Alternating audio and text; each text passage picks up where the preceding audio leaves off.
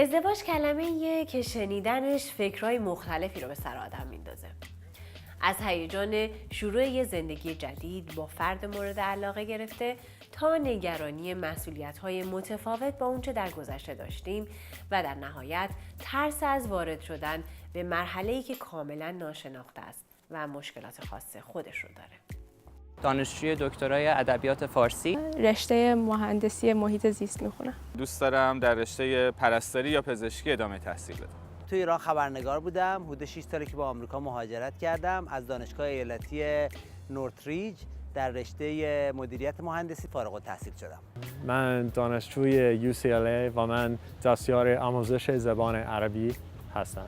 دانشجوی دامپزشکی هستم و اکتیویستم واسه حقوق بشر در خاورمیانه. در ایران توی شرکت تولید کننده محصولات پوست و مو کار می‌کردم. کارم خیلی خوب بود، دوستش داشتم. اینجا توی رستوران ایتالیایی کار می‌کنم. حدوداً 5 ساله که به آمریکا اومدم و به صورت حرفه‌ای مشغول کار هنر هستم. داروساز هستم و حدود 10 ساله که در همین رشته کار می‌کنم. مهندس الکترونیک برای ماهواره‌های فضایی. رشته تحصیلیم مهندسی پزشکی. مهندس کامپیوتر هستم، توی شرکت کامپیوتری تکنولوژی کار میکنم. توی کشورم مدیر بازاریابی یک شرکت تبلیغاتی بودم. به قولی ازدواج یکی از شیرین ترین تجربه های زندگیه و در تعریف اون میگن مرحله‌ایه که دو نفر که همدیگر رو دوست دارن با هم پیوند رسمی، دائمی و عمومی میبندن که در کنار هم زندگی جدید رو شروع کنن و با هم این راه رو ادامه بدن. ولی هنوز عده‌ای هستن که ازدواج رو نه ضروری میدونن و نه باهاش موافقن. نظر شما چیه؟ به عنوان یه رابطه انسانی به نظر خیلی طبیعی میاد. فکر میکنم یکی از نکات مثبت جامعه انسانی باید ادامه داده بشه. من فکر می‌کنم که ازدواج ممکن است که ازدواج بخش مهم از زندگی مردم باشه. نظر من در مورد ازدواج خوبه. ازدواج باعث میشه که دو نفر که همدیگر رو دوست دارن و فکر میکنن که میتونن با هم زندگی بکنن یک زندگی مشترکی رو تشکیل میدن و با هم پیش میرن. در دوره‌های مختلف نظرات مختلفی داشتم. یه دوره احساس می‌کردم که خب خیلی کار خوبیه، یه دوره احساس کردم که حماقت.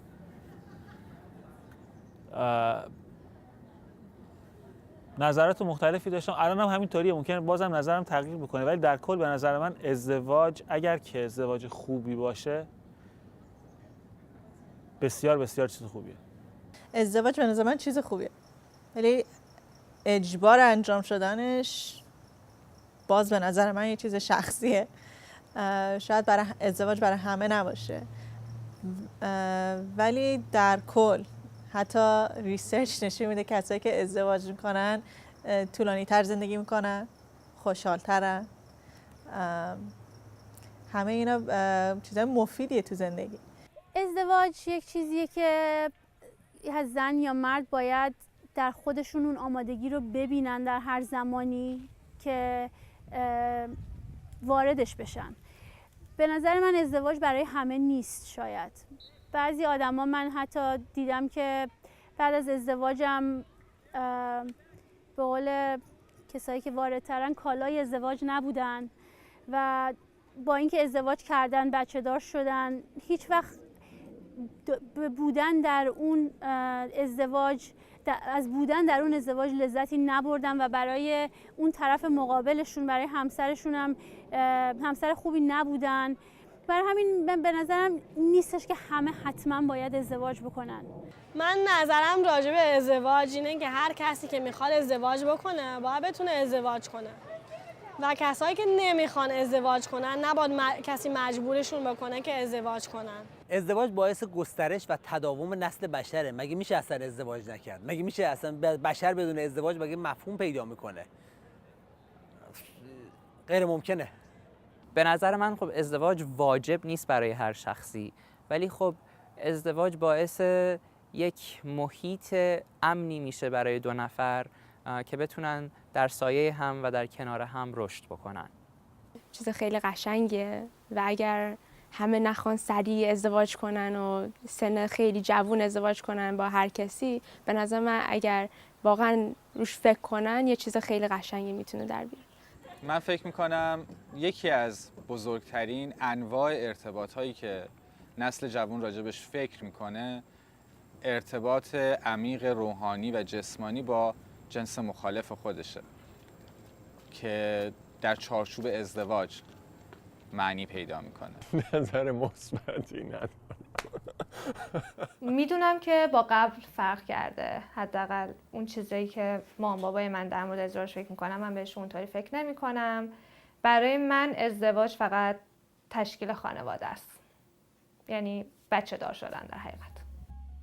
اگه به گذشته نگاه کنیم میبینیم که سن ازدواج همینطور بالا و بالاتر رفته. سن ازدواج در کشورهای مختلف و متناسب با مذهب و فرهنگ اون کشورها متفاوته. ولی این روزها جوونا دیگه به سن ازدواج کاری ندارن و شرایط ازدواجه که براشون مهمه. و سوال قدیمی سن مناسب برای ازدواج چیه؟ تبدیل شده به زمان مناسب برای ازدواج چه زمانیه؟ زمان مناسب برای ازدواج زمان بلوغه و این بلوغ فکری، بلوغ مالی، بلوغ عقلی و بلوغ جنسی، بلوغ اقتصادی و خیلی فقط در یک کلام اگر بخوایم بگیم هر فردی خودش میدونه چه زمانی به سن بلوغ رسیده و سن بلوغ سن مناسب برای سن ازدواج. فکر نمی‌کنم زمان خاصی داشته باشه. هر وقت هر کسی آمادگیشو داشته باشه، اون طرفی که دوستش داره یا طرفشو پیدا کرده باشه، اون زمان مناسبیه. هر وقت که این نیاز احساس بشه در وجود آدم، فکر کنم که اون وقت مناسبیه برای فکر کردن به ازدواج. شاید برای یک زمان مناسب خاصی برای همه صدق نکنه. ممکنه یکی جوانتر باشه و خیلی وقتی ازدواج میکنه ازدواج خوب و مناسبی داشته باشه. بعضی از سن بالاتر باید از لحاظ عقلی آمادگی تعهد در ازدواج رو داشته باشیم، از لحاظ اقتصادی بتونیم یک خانواده رو اداره کنیم. این سوال سختیه. فکر میکنم برای هر شخصی فرق میکنه.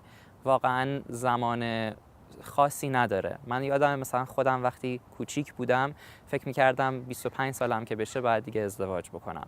الان 27 سالمه و هنوز حاضر، یعنی آماده نیستم که بخوام ازدواج بکنم. به نظر زمانی نداره. هر کسی وقتی موقعیتش میاد بعد اون موقع ازدواج کنه. یه چیزی نیست که من از الان فکر کنم من 28 سالگی باید ازدواج کنم. به نظر منطقی نیست. بعد هر موقعی که میشه بذاری بشه. زمان مناسب برای ازدواج زمانیه که طرف به شعور، شناخت و احتیاج ازدواج رسیده باشه. نه فقط برای نیاز جنسی، نه فقط برای نیاز مالی، برای اینکه واقعا بخواد با یکی زندگی کنه تمام عمرشو، کسی رو پیدا کنه که میخواد تمام بقیه عمرشو با اون آدم سر بکنه و اون آدم درستی براش باشه. زمانی برای ازدواج مناسبه که طرف تمام بچگیاش، شیطونیاش، جوونبازیاش، شیطنتاش، همه کارا رو انجام داده باشه و بگه خب حالا میخوام وارد یک زندگی بشم که تعهد میخوام داشته باشم، میخوام با یه آدمی همه عمرمو سر کنم. من فکر کنم اگه جوونا زودتر ازدواج کنن راحت‌تر میشه برای زندگیشون چون اون موقع خیلی سختگیر نیستن. با هم یه جورایی انگار با هم بزرگ میشن، با هم به عادت‌های همدیگه عادت میکنن به سختگیری‌های همدیگه عادت میکنن. ولی وقتی زیاد سن آدم میره بالا اون موقع یه جوری ست میشی به چیزایی که به چیزایی که میخوای یا به عادتهایی که داری، اون موقع سخت میشه عوضشون کرد. زمانهای نامناسب رو میشه گفت به نظر من. خب ازدواج زود هنگام به نظر من واقعا نامناسبه. خیلی وقتا به جایی نمیرسه. از سنی که انسان فکر میکنه میتونه زیر بار تعهد بره، به نظر من میشه در مورد ازدواج صحبت کرد. بستگی داره هر کسی اون بلوغ رو در خودش ببینه یا نه و در کل به هر حال یه شرایط بیسیکی باید وجود داشته باشه برای ازدواج کردن. تا حدی اگر فراهم باشه به نظر من میشه ازدواج کرد. به نظر من بهترین زمان واسه ازدواج زمانیه که هر دو نفر که میخوان با هم ازدواج بکنن یک شناخت کافی داشته باشن از همدیگه. شما اگه عاشق یه نفر باشین که از نظر مالی در شرایط مناسبی نباشه، حاضرین باش ازدواج کنین؟ آیا فقط عشق برای ازدواج کافیه یا شرایط دیگه‌ای هم باید فراهم باشه؟ اگه یه نفر همه چی داشته باشه ولی عشق در کار نباشه چی؟ آیا بدون عشق میشه ازدواج کرد؟ به نظر من عشق چارچوب اصلی ازدواجه، ولی خب از لحاظ اقتصادی، فرهنگی اگه پیش زمینه ها نباشن شاید عشق ادامه پیدا نتونه بکنه. عشق خیلی چیز خوبیه، ولی اینکه به تنهایی عشق نمیتونه زندگی رو بسازه. فکر میکنم که اگه عشق باشه این اساس خوبه برای ازدواج هست. این مناسب ترین چیز برای ازدواج هست. عشق فکر کنم شاید رکن اولیش باشه، ولی نه، کافی نیست. خیلی ازدواجایی که با عشق شروع شده به دلایل اقتصادی، به دلایل خانوادگی، فرهنگی به جایی نرسیده و طلاق رسیده. نه، باید چیزهای دیگه هم باشه. مثال یک شخص وقتی که میخواد بره ازدواج بکنه باید یک زمینه مالی داشته باشه. تو زمانی که میری ازدواج میکنی حداقل هایی برای یک زندگی مشترک رو داشته باشی. عشق برای ازدواج شرط لازمه، اما شرط کافی نیست. شرط کافی اینه که طرف بتونن با هم در یک جایی حداقلا رو داشته باشن، مسکن داشته باشن، بتونن با هم یک سرپناهی داشته باشن، بتونن یک وسیله نقلیه‌ای داشته باشن، لوازم خونه داشته باشن، با کار داشته باشن که بتونن این زندگیشون تداوم داشته باشه. عشق لازمه و یک چیز خیلی مهمه برای ازدواج و آمادگی دو طرف هم لازمه برای ازدواج. در جایی که من الان زندگی میکنم مثلا این چیزایی مثل شرایط مالی و اینا به نظر من زیاد مهم نیست، ولی ممکن تو جامعه های دیگه مهم باشه، ولی مهمترین چیز به نظر من عشق و آمادگی برای زندگی ساختن. حالا عشق خوبه، شرایط هم تا حدی، در این حدی که الان تو ذهن همه هست. حالا تو ایران به خصوص که ما سر این قضیه مشکل داریم، به خاطر اینکه در ایران تصور بر این هستش، تصور غالب البته بر این هستش که باید یه مقدماتی، چه میدونم، مثل یه درآمد مکفی، مثل یه سقفی که بالا سر آدم باشه. البته واقعا بدون اینا سخته، ولی باید وجود داشته باشه. من مامانم یه مثالی میزد، میگفت که گرسنگی که از در بیاد تو، عشق از پنجره میره بیرون. و تا حدودی این جریان هست البته، ولی نه به اون شدتی که هست. در کنار هم بالاخره باید حلش کنن دیگه. عشق که 100% کافی نیست، شرایط باید کافی باشه برای اینکه اگر که عشق باشه و شرایط نباشه، دوتا انسان مگه اینکه دیگه خیلی عاشق باشن که بتونن با هم کنار بیان، ولی به صورت کلی بخش عمده‌ای از ازدواج‌هایی که به طلاق منجر میشه به خاطر این بوده که یک عشقی وجود داشته، امکانات وجود نداشته و بعد نبوده امکانات، باعث درگیری‌ها و طلاق شده. برای ازدواج یه شرایطی هم باید باشه، چون که باید بتونی با همدیگه یه دنیای خودتون رو درست کنین. مثلا این ازدواج مثل یه بچه اولتونه. اگر بچه اولتون رو باید بتونین سپورت کنین، نمیتونین همجوری از خاک شروع کنین. میتونین شروع کنین ولی باید بدونین کجا دارین میسازی، روی چی فاندیشنتون رو باید روی یه چیزی بسازین. عشق یک نکته اصلیه، اگر نه نکته اصلی ازدواجه، ولی تنها مسئله نیستش. فقط عشق باعث این نمیشه که یک ازدواج پیش بره و خوب پیش بره. شرایط دیگه هم خیلی مهمن، مثل خانواده، محیطی که توش زندگی میکنن، جامعه و وضعیت مادی و چیزهای دیگه. اگه یکی دو نسل به عقب برگردیم میبینیم اکثر پدر مادرای ما بدون اینکه شناختی از هم داشته باشن با هم ازدواج کردن و به قول مادر بزرگ من اونجوری خیلی هم زندگی ها با دوام‌تر بود. ولی تو این دور و زمونه این شیوه خیلی خنده‌دار به نظر میرسه و اغلب جوونا معتقدن که حتما دختر و پسر باید با شناخت با هم ازدواج کنن. شما چی فکر میکنید؟ 100% باید با هم دیگه مدتی رو آشنا باشن، نه 1 سال نه 2 سال، به نظر من بیشتر حتی، که از هم شناخت لازم رو پیدا بکنن و بعد از اینکه این شناخت حاصل شد میتونن با هم ازدواج کنن، که البته همیشه این هست شخصیت قبل از ازدواج و بعد از ازدواج اینها با هم متفاوت و باز کار سختیه ولی تاثیرگذاره در شناخت شخص مورد علاقه برای زندگی. سوال سختیه. فکر میکنم یک جورایی باید بین این دو روش یک روش بهتری رو برگزید. یه قسمت‌هایی از شیوه سنتی زیباست به خاطر اینکه نقش والدین در انتخاب شما، در ادامه زندگی شما بسیار بسیار مهمه. چیزی که خب شاید داره کمرنگ و کمرنگتر میشه در موضوع انتخاب فرد مناسب برای ازدواج. و از یک طرف هم فکر میکنم بله ارتباط قبل از ازدواج لازمه در چهارچوب قانون و حقوق انسانی، احترام به حقوق انسانی.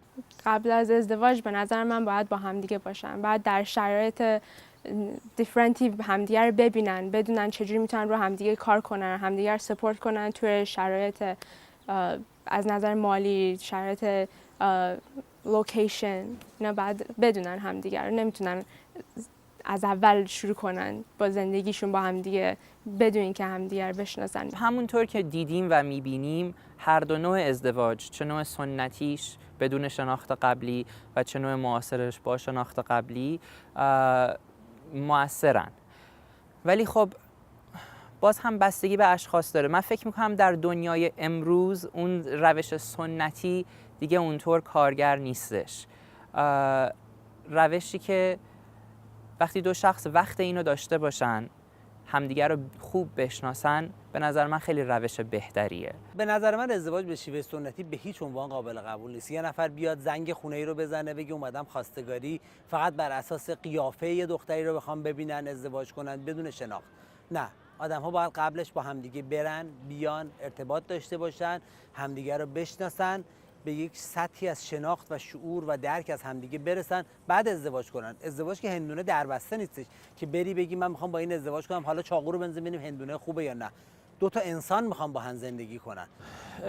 باید یه مدتی رو با هم باشن تا مطمئن شن که نمیتونن با هم ازدواج کنن.